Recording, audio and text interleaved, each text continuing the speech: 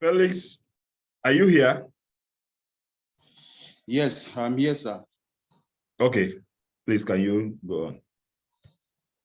Hello, Ma. Hello, good afternoon, I'm here. Okay, all right. Okay, good afternoon, everyone. Welcome to the 6th edition of our public lecture organized by the Nigeria Society of Engineers, Abuja branch. So the presentation for today is titled Engineering Technology, Innovation and Entrepreneurship. And our presenter is Engineer Dr. IBILOLA AMAO. She's a fellow of the Nigeria Society of Engineers. She's also a fellow of the Academic of Engineering. Dr. IBILOLA AMAO is also a principal consultant of LONADEC Global Services. She is a first-class graduate in civil and structural engineering from the Queen Mary University, London in 1985.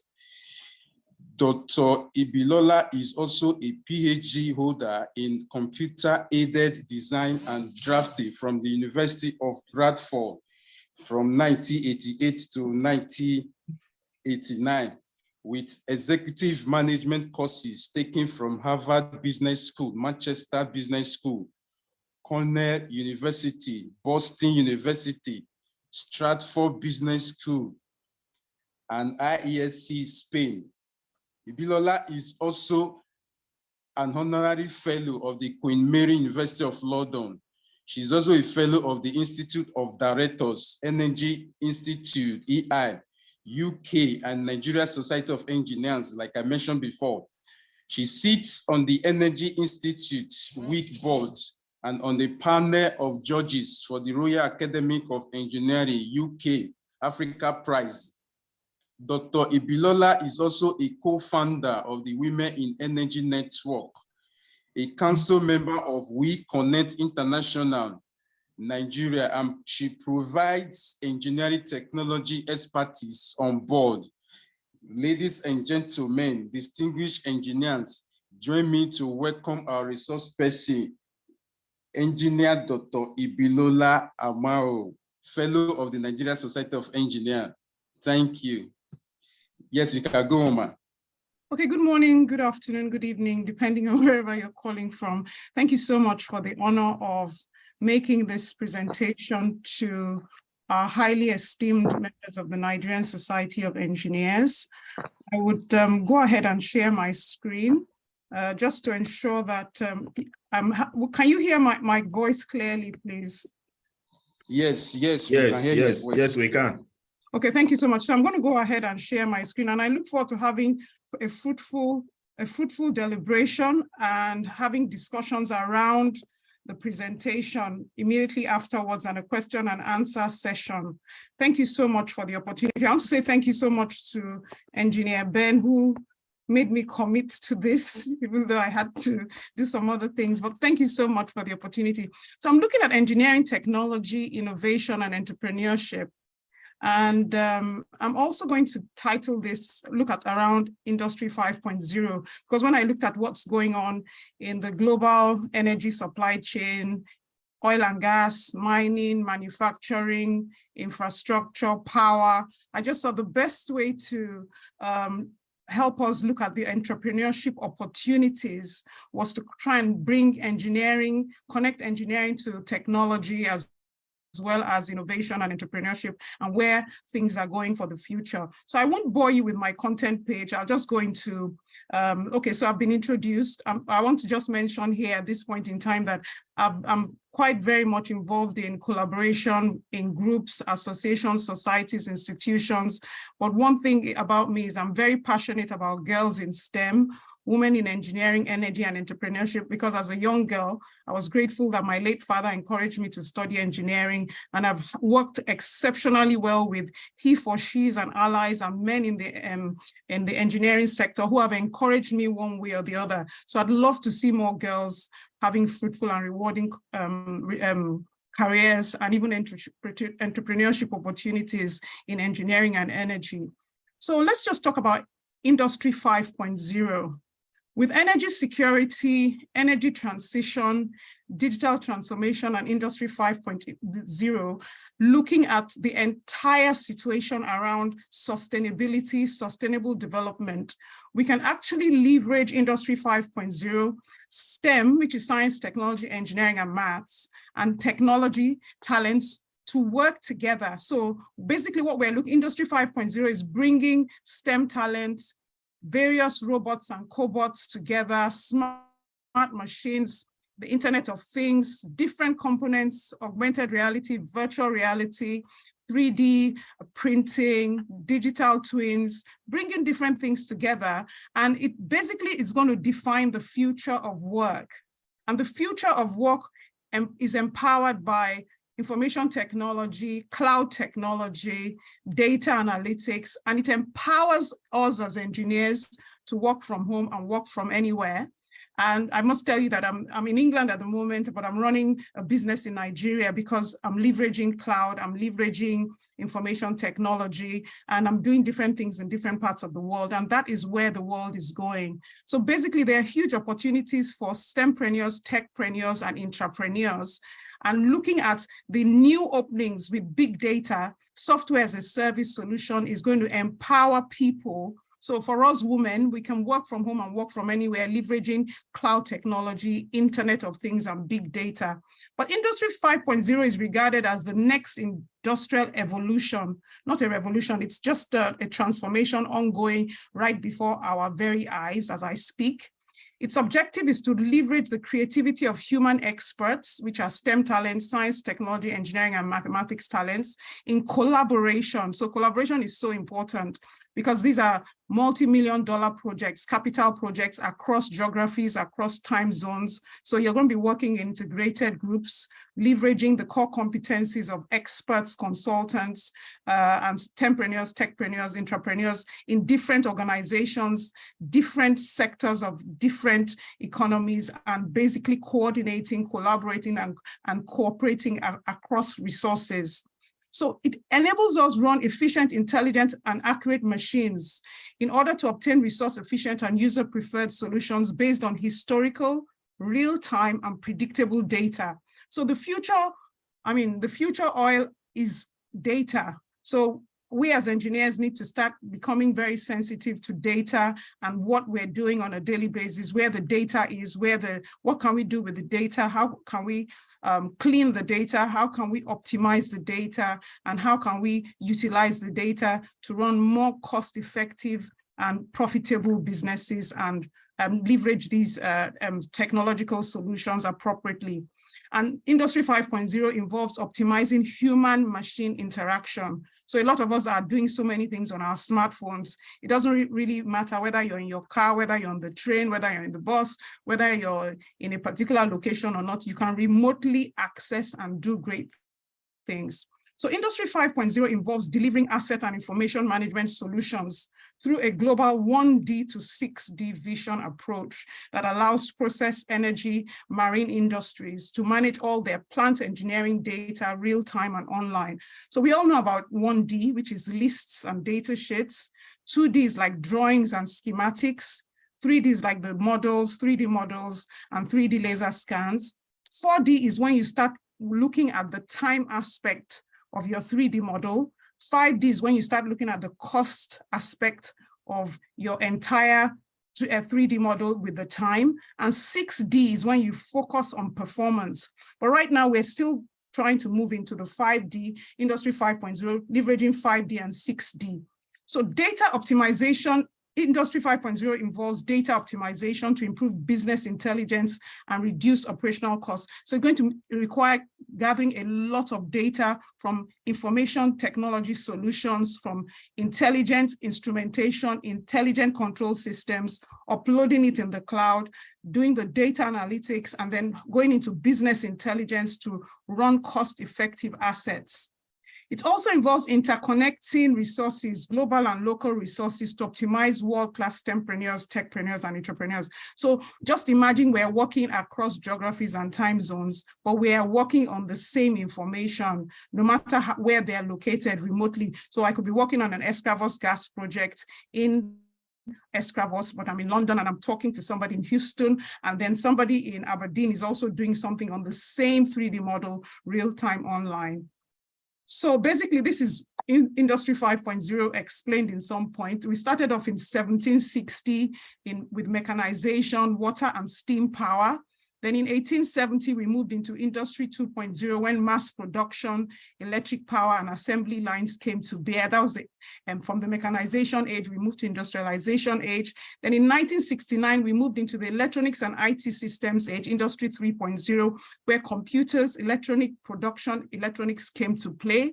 And then by 2000, Industry 4.0 became the cyber physical system security, where the Internet of Things and other things started playing into place. Networking, machine learning, and mass production came to play.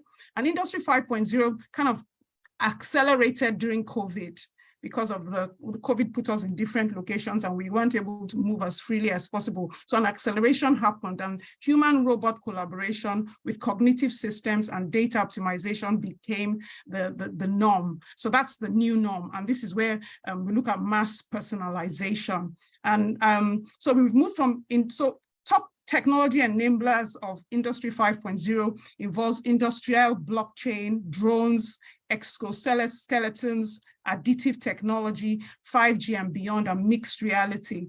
And basically, we are looking at intelligent instrumentation and control systems to upload data into the cloud so that we can optimize the data intelligently. So just give you a background again. So Industry 5.0 involves systems integration, democratization of knowledge, automated networks, innovation, Internet of Things, wireless connectivity, big data, artificial intelligence, cobotics, miniature sensors, control systems, instrumentation networks, data and system security. So I mean, take for example, as an entrepreneur, you want to solve the security issue in Nigeria, you can leverage Industry 5.0 with drone technology and sensors to gather data about where criminals or kidnappers are hiding. So I think this is a huge opportunity area beyond maybe energy, power, infrastructure, oil and gas. There's so many other problems engineers can solve leveraging Industry 5.0. Logistics problems can be solved. There's so many problems that could be solved using Industry 5.0. And then looking at digital transformation, there's IT integration, cloud technology, smart mobility, big data, artificial intelligence, Internet of Things, augmented reality, virtual reality, mixed reality, extended reality, blockchain, electronic document controls and management, drone technology, robotics, 3D printing, etc. So for each of these line items I'm talking about, there's an entrepreneurship value chain around it. There's 4D and 5D systems looking at greenfield and brownfield energy assets, construction planning, project management, cost optimization, procurement. That's more of the 5D and 6D scope. And then you can look at greenfield from conceptual engineering to front-end engineering design, to detailed engineering design, to fabrication, construction, hookup, commissioning, operations and maintenance. And there you have predictive and prescriptive operations and maintenance, leveraging data and business intelligence, information management systems. And then from the brownfield, you're looking at detailed engineering design, fabrication, construction, hookup, commissioning, operations, and maintenance. So this is an entire exciting future that we have, and engineers really need to get involved. And we can actually develop the STEMpreneurs, techpreneurs, and entrepreneurs to take advantage of the entrepreneurship opportunities in this space. So I'll just play a video for us to just see what it really means.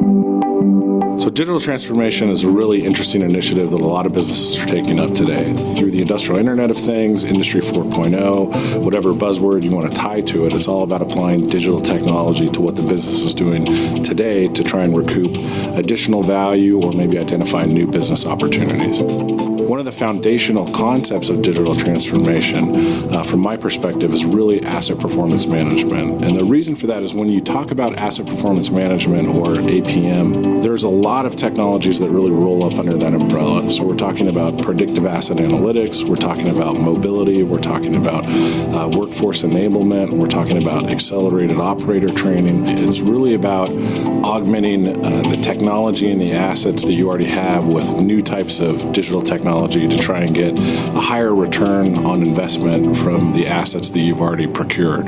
So we're not talking about a rip and replace type of scenario here. What we're really doing is working with customers to figure out what assets they already have in place and how we can try to recoup more value from those assets. And we do that by looking at things like how do we increase the uptime of assets? How do we make sure that they're up and running when they need to be?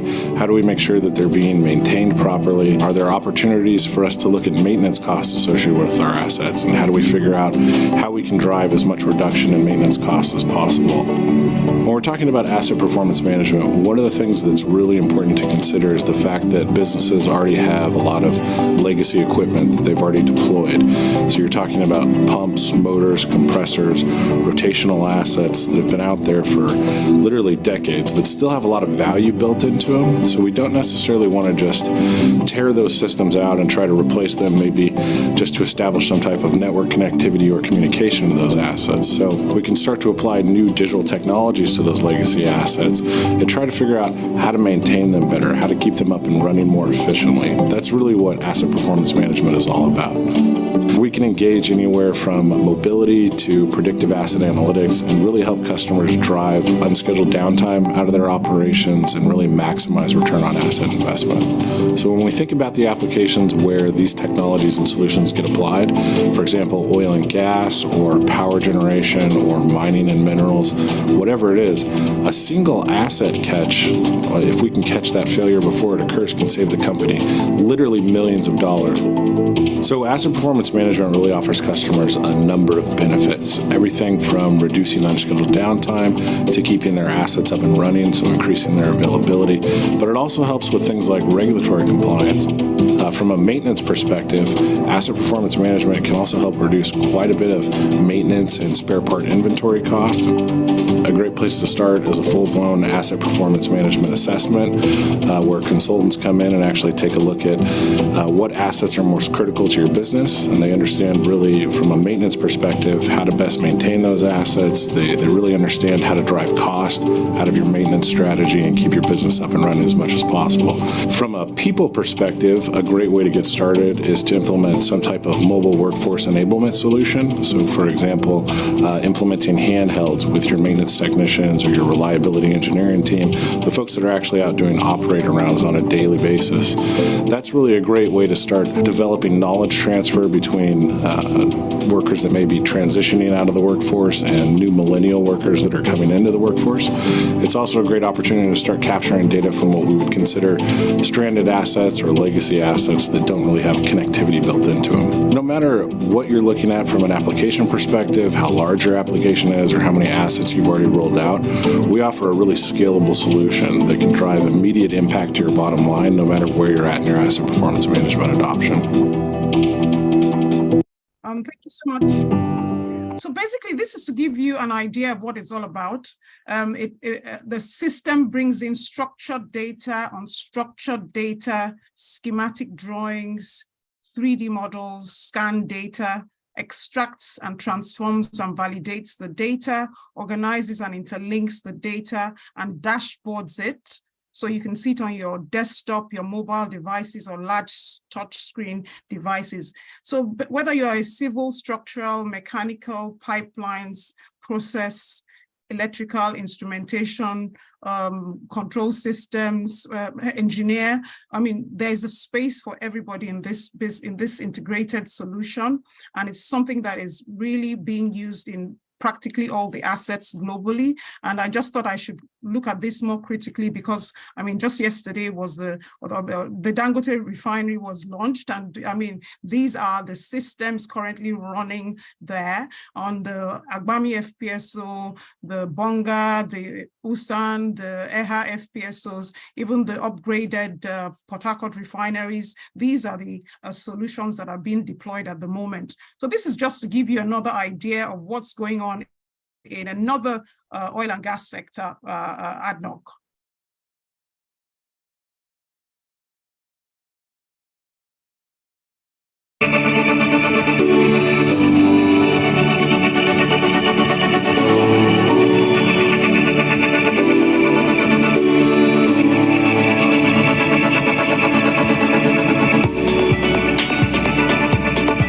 Dhabi National Oil Company is the state-owned oil company of Abu Dhabi and the principal catalyst for the Emirates' development. With 14 integrated organizations operating across the hydrocarbon value chain, ADNOC is one of the world's leading energy producers. We are an energy company of the future. We produce around 3 million barrels. We could go up to 3.5 million barrels. But associated with that is a huge amount of gas, almost 10 billion cubic foot of gas that we produce. ADNOC is maximizing value from reserves and operations, and helping to drive its digital transformation is Aviva. Between Aviva and ADNOC, it's a very special relationship. It's one that's based on a belief of this digitalization of the industry. Aviva has been a trusted partner of ADNOC for many, many years. It's not abnormal to see them partnering with us in the digital transformation. No stranger to global market volatility, oil and gas producers are using industrial IoT, big data, advanced visualization, and artificial intelligence to integrate and maximize return across asset and operation value chains. If we want to have an assured digital transformation, there are some crucial preliminary steps that we have to go through, and that is to allocate, centralize, and integrate all our data on one single platform. And that's where Aviva comes in. We have the tools, the best practices, we have the people, we have the know-how, we have the deep research and development. With Aviva, ADNOC combines cutting-edge technology with industry expertise and proven experience, a concept they call Oil and Gas 4.0. Oil and Gas 4.0 is putting the Industrial Revolution 4.0 within an oil and gas context. A leader in adapting new technology, a leader in integrating technology that comes from outside our domain, and see if this technology can add value to our production for the economy and the world in general. ADNOC's Panorama Digital Command Center is a fully integrated, real-time data visualization center that empowers ADNOC's sharpest minds to gain insights, unlock efficiencies, and identify new pathways to optimizing performance. Panorama is an example of what Abu Dhabi can do.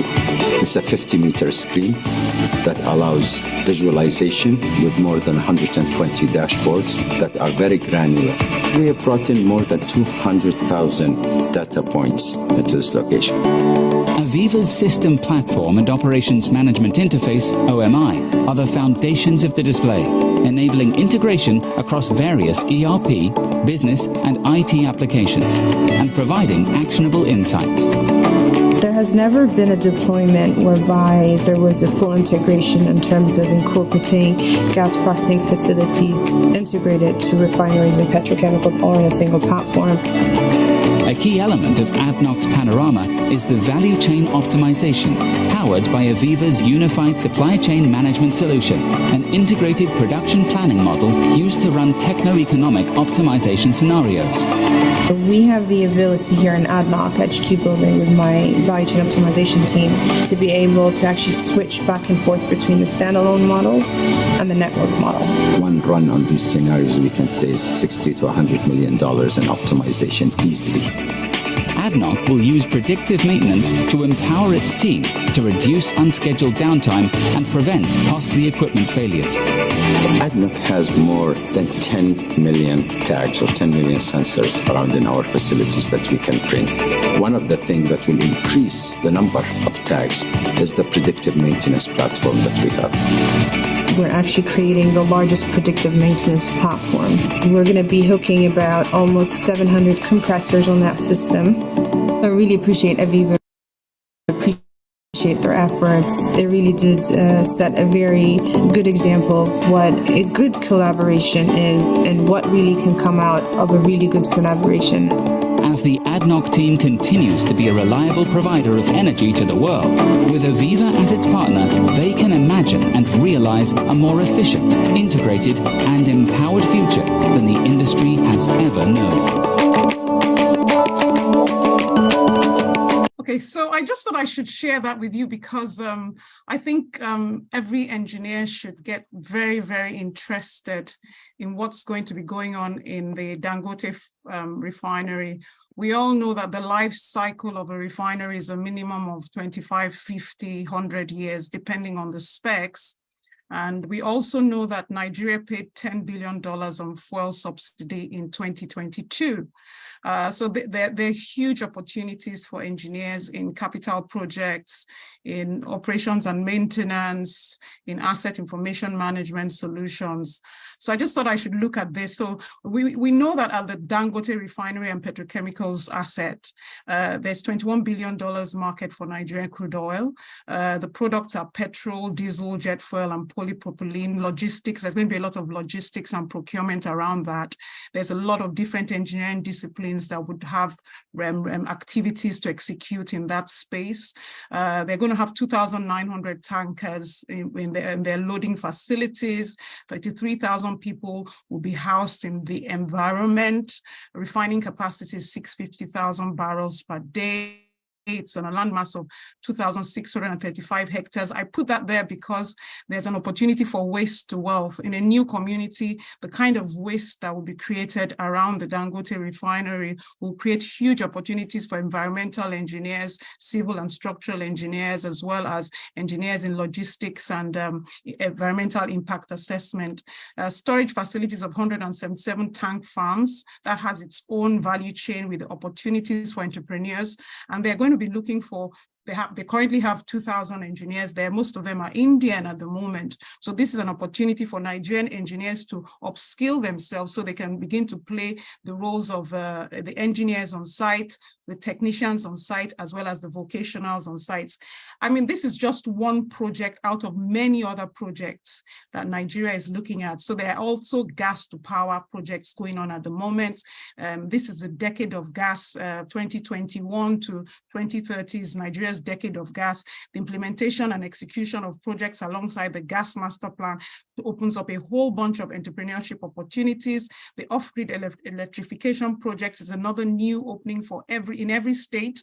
The government just took power generation off the exclusive list. So in every state now you can generate off-grid power. So there are opportunities there for the electrical, instrumentation, and electronics engineers. And security, like I said earlier, security is an issue in Nigeria. That is an entire opportunity. So if we're going to look at 3D sensoring, drone security measures, there's so much opportunities and entrepreneurship opportunities for Nigerians there. So I just thought I should mention that, and then let's begin to look at how can the Nigerian engineers position themselves to take advantage of what's going to roll out in the next few years.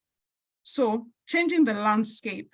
There's also energy transition and digital transformation. So, I mean, there are so many opportunities in the area of oil and gas. Professionals are retiring. We're going to need new engineers in that area.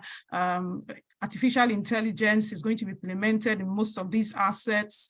There's going to be logistics around environmental issues. The oil majors are exiting. They are transferring their assets to marginal field owners and independent owners. So there's going to be asset transformation from international oil companies to locals. People will have to come together in consortiums to bid for these assets and work on these assets.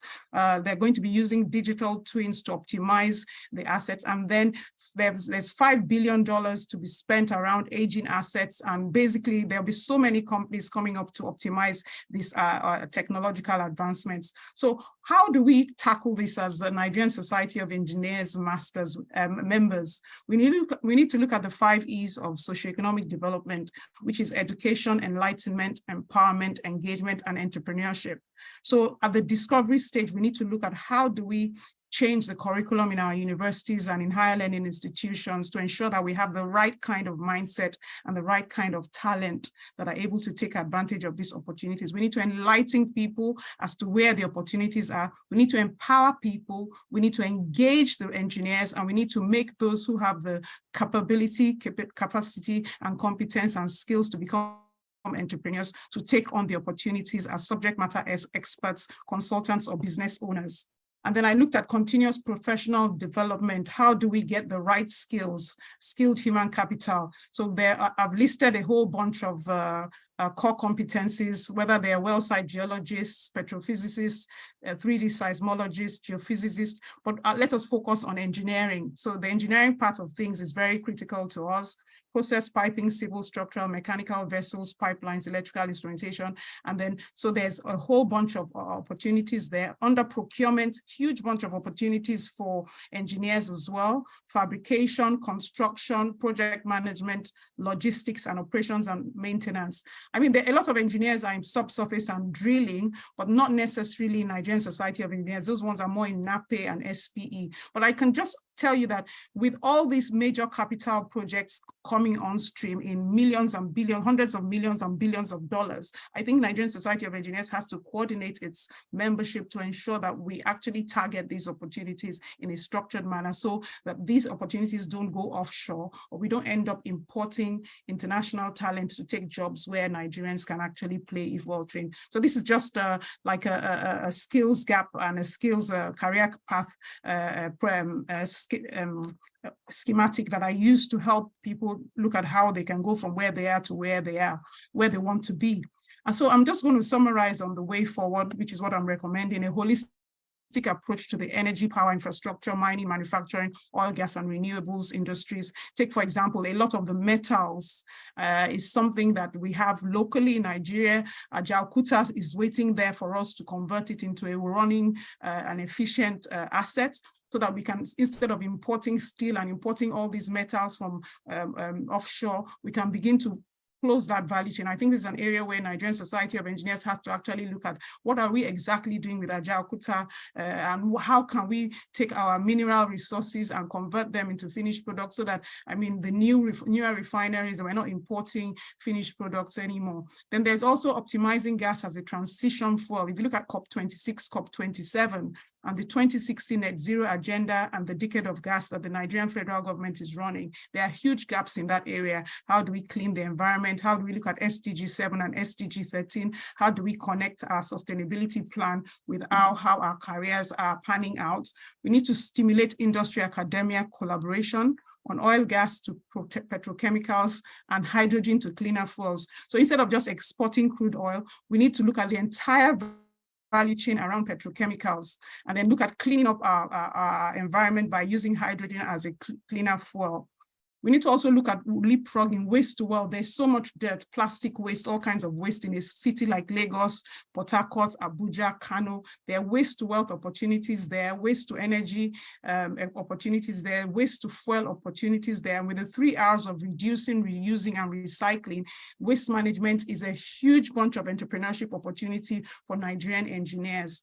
We also need to look at advanced emission control and carbon capture technologies, which is in the future, but that's an area where we haven't even started scratching the surface.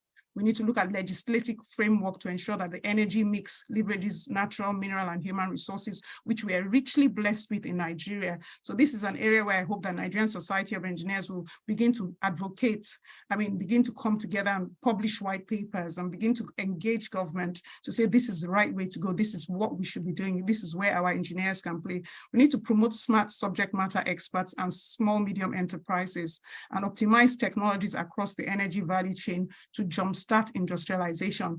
It pains me and my heart bleeds when I hear that companies are divesting from Nigeria and moving to Ghana. I think if we engineers come together and get our acts together, we can actually stem the tide and ensure that there's enough power in Nigeria to jumpstart our industrialization journey. It'd be nice to have things come back to Nigeria so that we create jobs and wealth for Nigerians in Nigeria. So opportunities I see in waste to wealth are in plastics, textile, paper, organic waste, metals, and glass. Finally, I'd just like to conclude on a roadmap for Nigerian Society of Engineers. I see greenfield and brownfield project identification as important. We need to look at what are the projects that are viable in Nigeria, projects coming on stream, and projects that have been abandoned. Ajaokuta is one that pains my heart. I think that is a big, major project for Nigerian Society of Engineers. We need to look at project categorization, resource definition, and skills gap analysis. Take, for example, agriculture, the agro-allied industry. There's so much engineering in processing our agricultural produce into finished products. We could actually be the bread and food basket for Africa and for other nations. How do we integrate engineering into what we have and reduce the waste in our agricultural sector? Then the Nigerian Society engineers will have to do a SWOT analysis to identify the strengths, weaknesses, of opportunities and threats, so that it comes up with an engineering human capital development optimization strategy.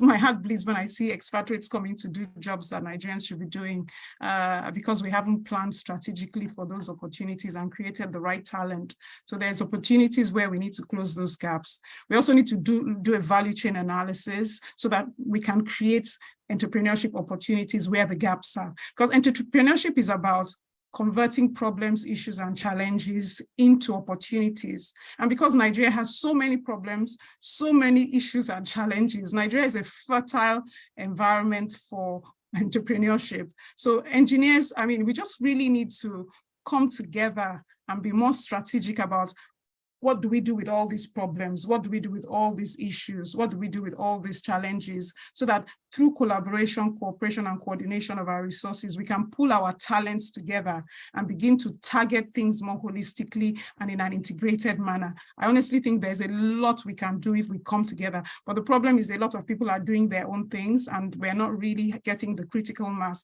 Why will Dangote go to India and bring all these Indians here? Because we didn't prepare properly, and probably we didn't position ourselves early enough to be able to engage him in a constructive way. And there's so many other projects in either feasibility study stage, conceptual engineering stage, front-end engineering design stage. That is where Nigerian Society of Engineers to be focusing on, talking to the investors and the asset owners way before the projects are commissioned, so that we are positioned as Nigerian engineers to execute and implement. That's really what we should be doing. And how do we position Nigeria and Nigerians for global engineering opportunities? People are, I mean, Dangote outsourced engineering to India.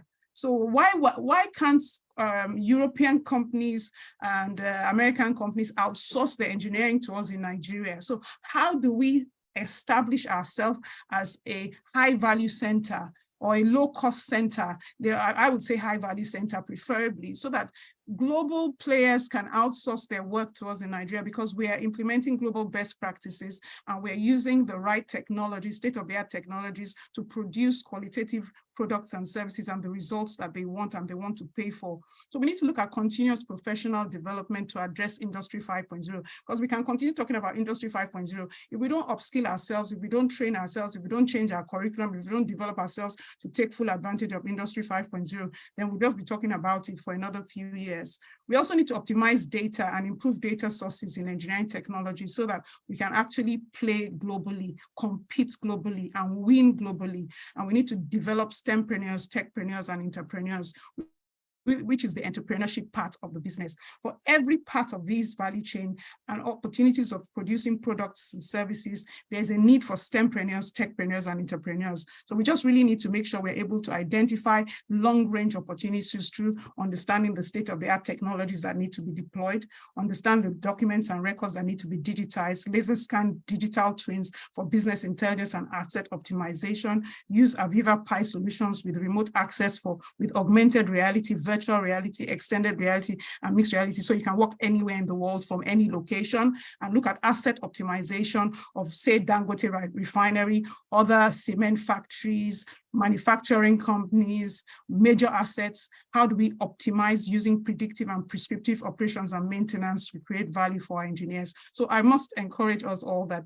this is a huge time for wonderful opportunities for engineers, and we couldn't have had it any better. Wherever infrastructure is being built, wherever assets are being constructed, this is a place where we engineers need to do more research and get more involved so we can take full advantage of these opportunities. So on this note, I'd just like to say a big thank you to you all for listening to me, and I would be very happy to take questions. Thank you very much. Thank you very much, Ma. Felix, can you take it Yeah, from thank here? you very much, Dr. Ibilola. So do we have any question? If you have any question on the chat box, just identify by raising up your hands. Any question from the chat box, identify by raising up your hand from the chat box. Not chat box, you can click the reaction button and then raise your hand and then you'll be unmuted. Okay. Okay, we have a Akachuku.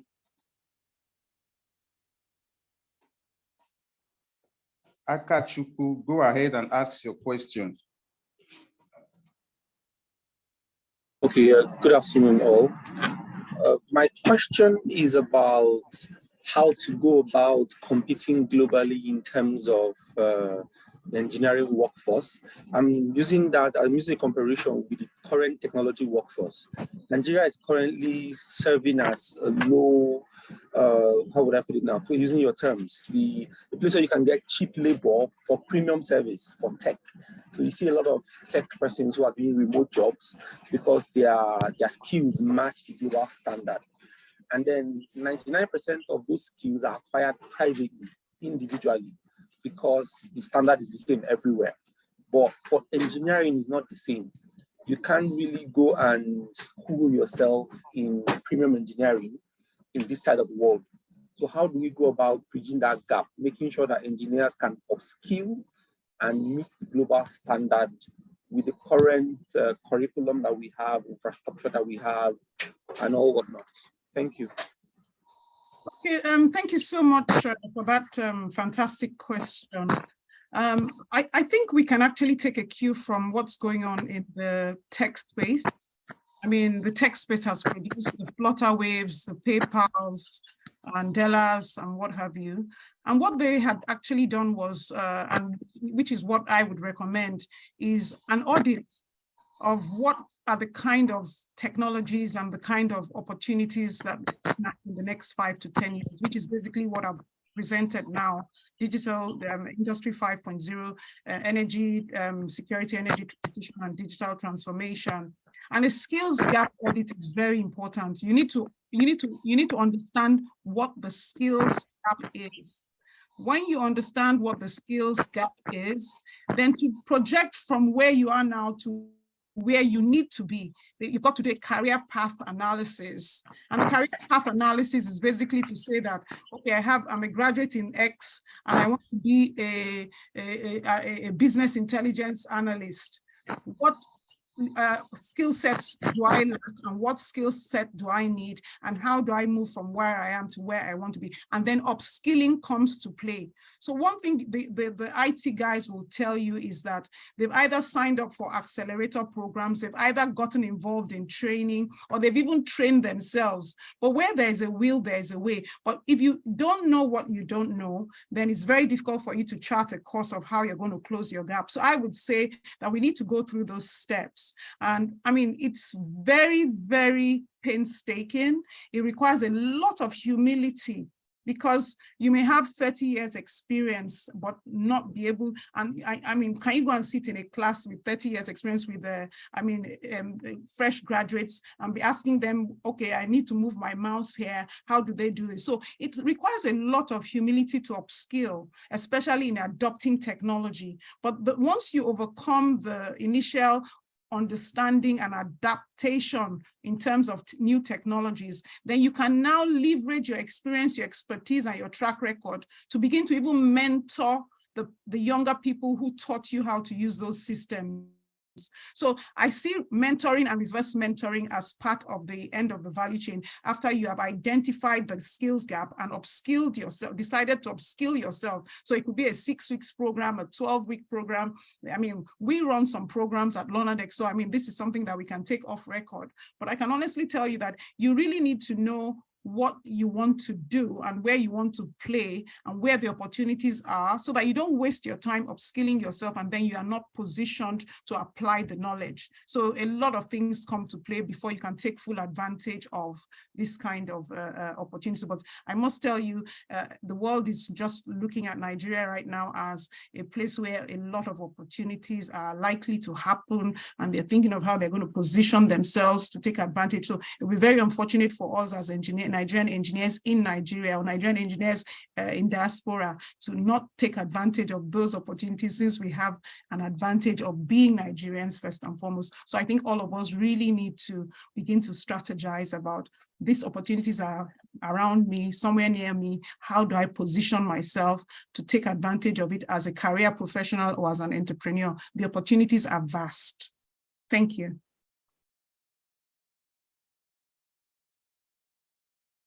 Yeah, thank you very much, Engineer Ikechukwu Uzude. Engineer Ikechukwu Uzude, go ahead and ask your question. Okay, thank you for giving me the opportunity. I want to appreciate the speaker for a well-researched and well-delivered seminar. And then I want to borrow a maxim she said a few minutes ago. He said, where there is a will, there is a way. And then I want to look into part of the things she said, security. And then she was saying that a lot of opportunities are there to bring in into the security system in most of the things we do, whether it is in industry, in society, in environment, and the rest. And then I'm aware, she just finished talking about upscaling, getting the necessary skills to be able to play in this environment. Well, we are aware that some of our engineers are well skilled to apply internet and some of these technologies to assist governments in curbing the security we have in the system. Whether it is social security, where you have kidnappers and the rest of miscreants. Whether you talk about protecting onshore and offshore equipment, especially in the oil and gas industry. Now, how can we, as Nigerian Society of Engineers, push government to the level where they accept that we have knowledgeable people and then engage them in bringing into the system the security network that we need to curb some of these miscreants?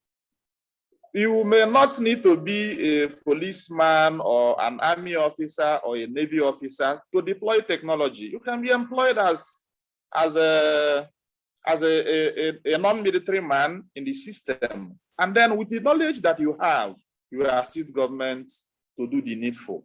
We have Nigerians who can produce, manufacture, and then deploy drones. I've never seen them being employed to assist government. Is government really interested, or do they have the will? You may not be able to answer this question, but then how do we, as engineers, deploy our knowledge and then get government to engage our engineers who are knowledgeable to join in these systems? Thank you. Okay, thank you so much. I mean, I think security is an area that concerns every Nigerian. Like I mentioned, one of the points was advocacy. I think Nigerian Society of Engineers would probably have to get to a point whereby they get involved in advocacy, maybe set up a committee of people who would actually look at the security issues in Nigeria and then outline the disciplines of engineering that can integrate and come together and solve the problem in phases. One of the things we're not very good at doing as Africans is setting up teams, effective teams, and structuring ourselves in a collaborative manner so that we have the critical mass of people that are speaking to a specific point in a consistent manner and are not distracted along the line. So most of these solutions are in hundreds of millions of dollars or hundreds of millions of naira or trillions of naira, whatever. So it can't be an individual. It has got to be either a partnership, a strategic alliance, a joint venture, a consortia effort of companies, consultants, experts, subject matter experts, organizations that have track record and expertise in those areas coming together. But the Nigerian Society of Engineers has to get the work done first. Publish the white paper, be an advocate of the way forward before it can begin to say, this is a journey that we are about to go with government. But I've not really heard Nigerian Society of Engineers call a press conference about its position on security in Nigeria. I've not even heard them say this is the way forward. I've not even heard them say these are the disciplines of engineering that can tackle these aspects of the work. So it is when we get organized in a way whereby people pay attention to what we're saying. And we're speaking from a place of knowledge and authority. And we have the track record and the right groups of people coordinating the solution that I think we will compel government to take us seriously. So some sort of strategy, execution plan, coordination of resources and companies and individuals has to happen before we can begin to say we want to take over this responsibility, because the military definitely need help. The government need help. All of us Nigerians in our feeling unsafe in the community need help. And we all have different pockets of contribution to make, whether in products or services. We have just not coordinated ourselves well enough to be a viable solution and option to whoever is trying to tackle that problem as a primary responsibility. So I think we need to get better organized.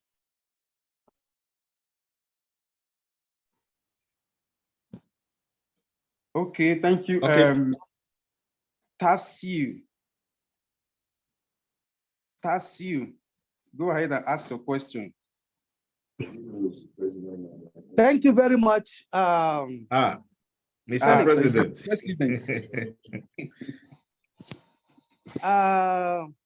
Dr. Amao, good afternoon. You are welcome. I listened to your lecture from the beginning up to this time with a very with an erratic network. However,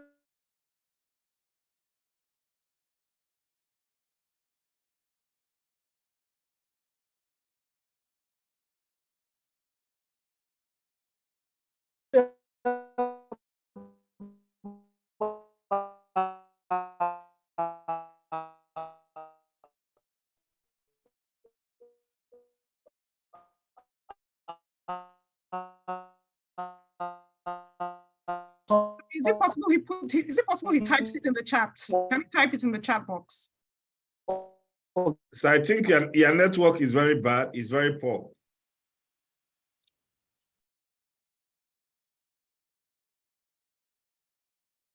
Okay, I think he's off. While we wait, we can, okay, he's still on.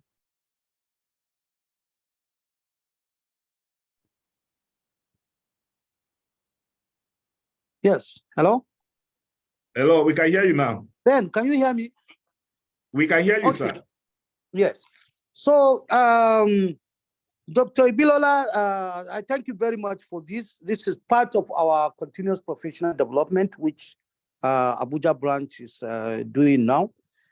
And to assure you that in NSE, we have started looking at those. We are doing advocacy on the areas you have talked about.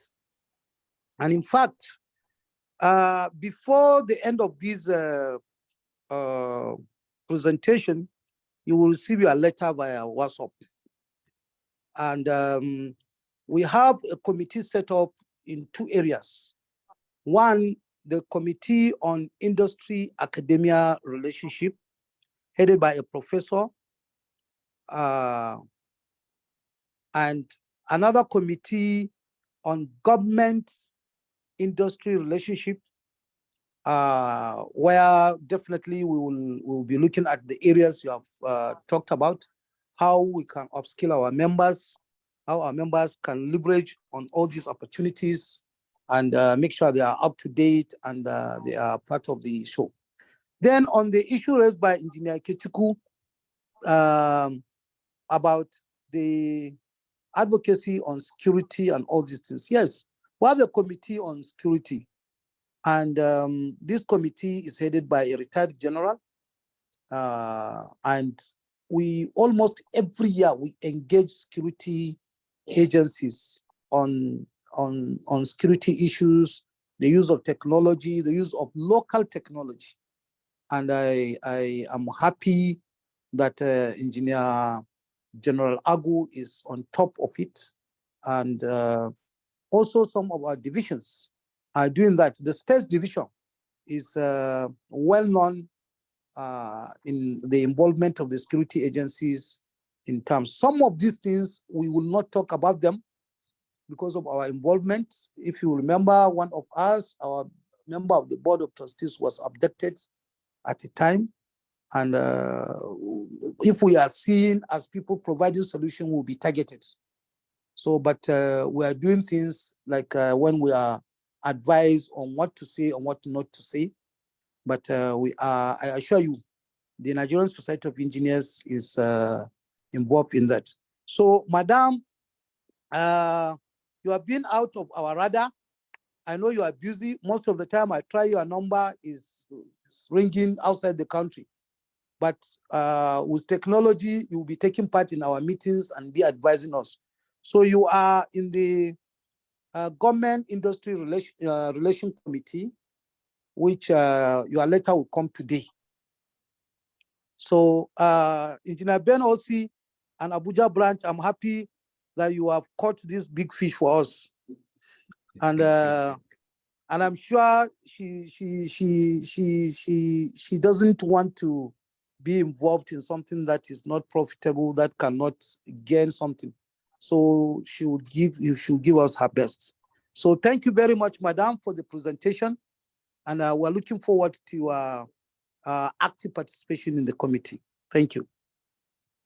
Thank you, sir. Thank you. Thank you very much, Mr. President. I think we take the last question, Engineer Henry Aha.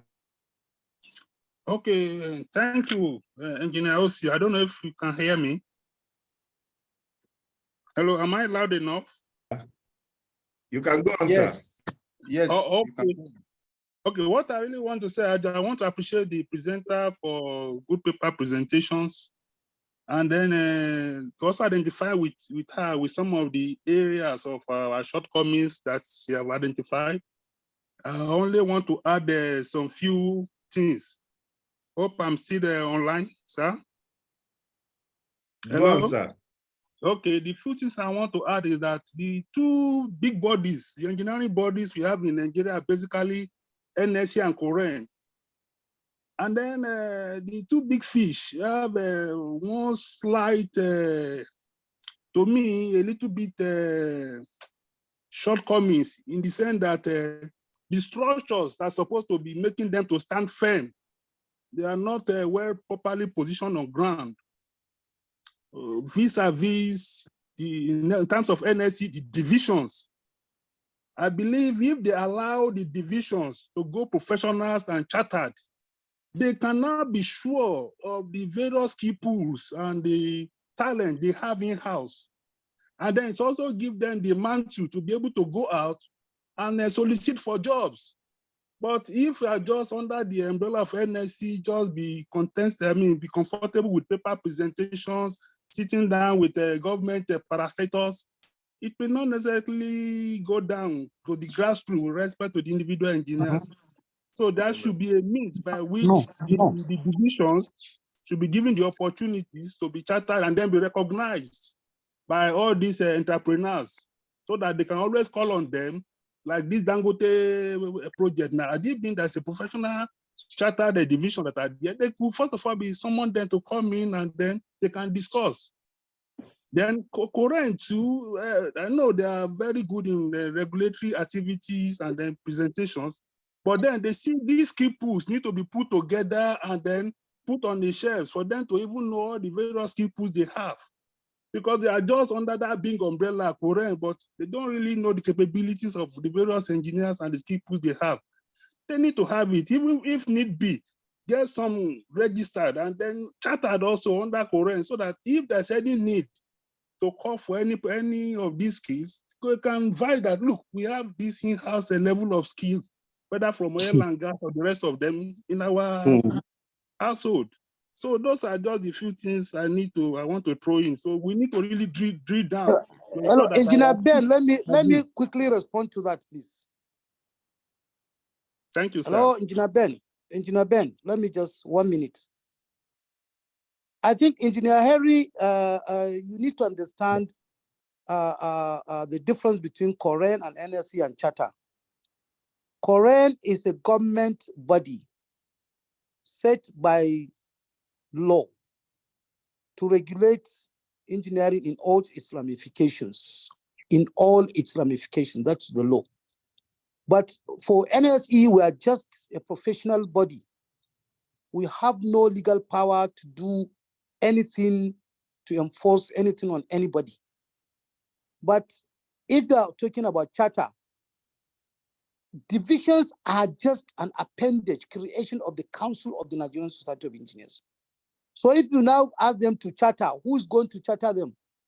Are they not going to National Assembly to get law? When they go to National Assembly, they become another law. They are equivalent to Koran. So you want us to have 24 chartered bodies of engineering, and each one will be talking on its own, and they will be working at cross purposes with each other.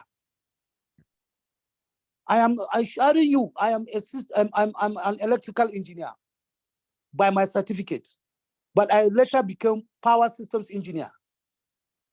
And today, I am being under threat. Someone is saying Korean should regulate me, and NEMSA should regulate me, NEC should regulate me, and then a charter power should regulate me. Nigerian Charter Institute of Electrical Electronics Engineers should regulate me. Only me alone. Only me alone. The civil engineer is not regulated by anybody except Korean. The chemical engineer is not regulated by anybody except Korean. So how do you expect us to perform? How much am I going to pay? Even if I'm going to pay 10,000 naira for each of those regulations. So we just have to understand what is charter, what is Korean. Korean Council is the one to regulate all aspects of engineering, regulate electrical power, whatever. But if you are saying that, now tell us in NSE, the divisions of NSE, what is it that they are not doing? What is it that they cannot do? Then if they come to us and say, to council and say, we cannot do this and this because you are stopping us, then council will take decision on that. But if you say they go to Corporate Affairs Commission and register, they are no more part of NSE by law, because they have their own member. They can be sued, they can sue. So they are out of Nigerian Society of Engineers. So they are not a division of Nigerian Society of Engineers. By doing that, you disintegrate NSE now. If that is what you are telling us to do, I cannot be part of it. Yes. If you are saying we should do that, then we can. If it is the general consensus, let us go to the AGM and decide to novate NSE. If the AGM agrees to do that, we don't have anything. This is democracy. We don't want NSE. NSE is not doing what we are supposed to do. So the bodies we are going to have, are they going to have angels to come and do it? Is it not the same us? So if NSE is not doing something, come to NSE and tell us. We will do it. You elected us. We have to listen to you. But when you don't listen to us, when you don't challenge us, you don't even call us, you don't even attend meetings, branch meetings, you don't attend the divisional meetings, then well, how do you know how do we know what you want us to do? You will leave us with our own thinking and everything, and it is not enough. So we have to be guided by our members at every level. Many people, we have about 65,000 members. Only 6,000 members have paid their dues this year. How do you expect the society to go on advocacy for you when we don't have funds to do that? And you know what advocacy means in Nigeria. At least you carry card, congratulatory card, and it costs money. So the proponents of charter, fine. It's good. You brought it 2016 at Uyo. It was rejected by the AGM. If you want it, come again with it to the AGM and ask AGM to charter NSE. And the AGM accepts, fine. If the AGM rejects, that's democracy.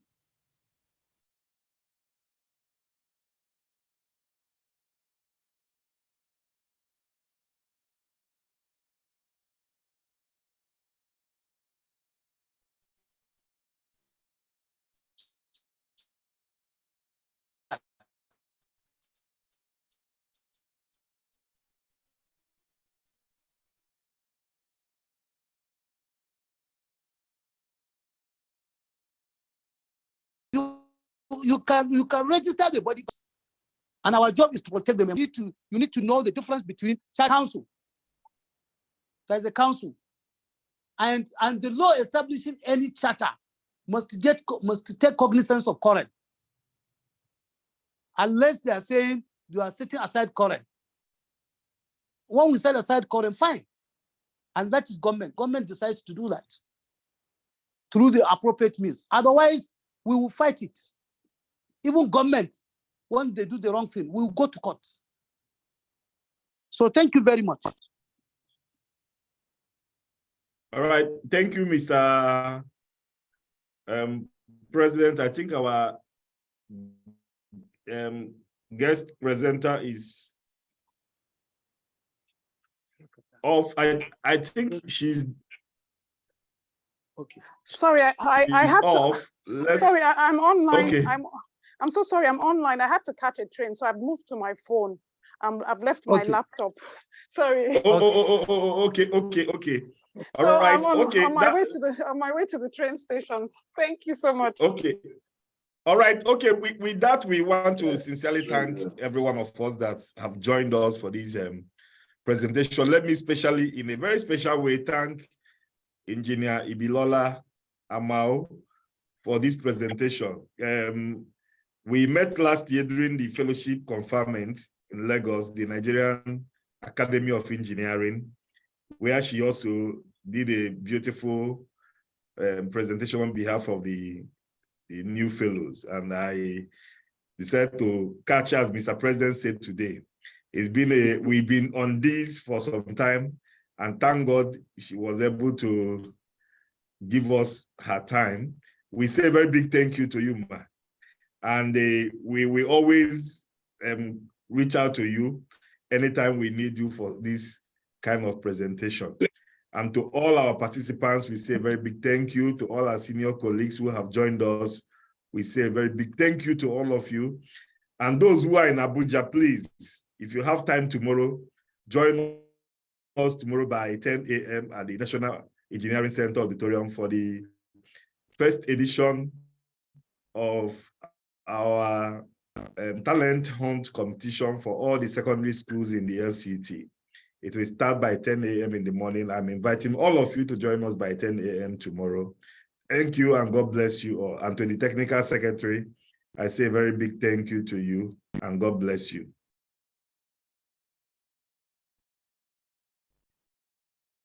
Technical secretary, any other information? No, we are good to go.